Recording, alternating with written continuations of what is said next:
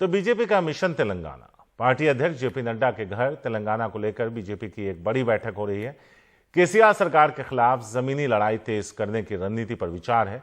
दिल्ली आबकारी मामले में केसीआर की बेटी कविता का नाम आने के बाद इस मुद्दे को तूल देने पर भी चर्चा संभव है। अखिलेश शर्मा है हमारे साथ इस बारे में ज्यादा बात करने के लिए। सीधे अखिलेश के पास चलते हैं और उनसे बात करते हैं। अखिलेश, अगर देखें तो कर्नाटक छोड़कर कोई ऐसा राज्य नहीं है दक्षिण का जहां मजबूती से अपने पैर जमाने में बीजेपी कामयाब रही है। ऐसे में अब तेलंगाना पर उनका फोकस है। क्या कुछ निकलकर वहां से आ रहा है? किस तरह की रणनीति बन रही है? बिल्कुल सही बात है कि कर्नाटक के बाद दक्षिण भारत में अगर किसी राज्य से बीजेपी को उम्मीद है तो वो तेलंगाना ही है।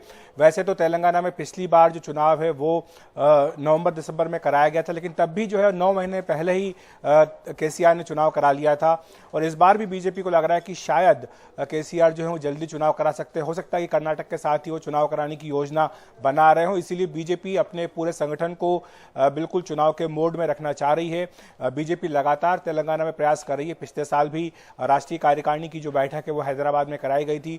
इस बार बीजेपी ने पूरे राज्य में 11,000 नुक्कड़ सभाएं कराने का फैसला किया था 28 फरवरी यानी आज तक।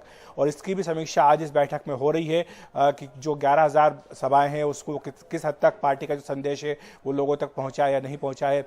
ये एक बड़ी बैठक है जिसमें कि पार्टी अध्यक्ष जेपी नड्डा के साथ साथ गृह मंत्री अमित शाह, सुनील बंसल जो कि प्रभारी हैं तमाम राज्यों के, वो भी इसमें मौजूद हैं। और इसके अलावा तेलंगाना बीजेपी के सभी नेता भी मौजूद हैं। कविता का नाम भी जो दिल्ली का आबकारी मामला आया है उसमें आया है और इसीलिए बीजेपी इसको लेकर भी रणनीति बनाएगी कि इस मामले को किस तरह से राष्ट्रीय स्तर पर तूल दिया जाए।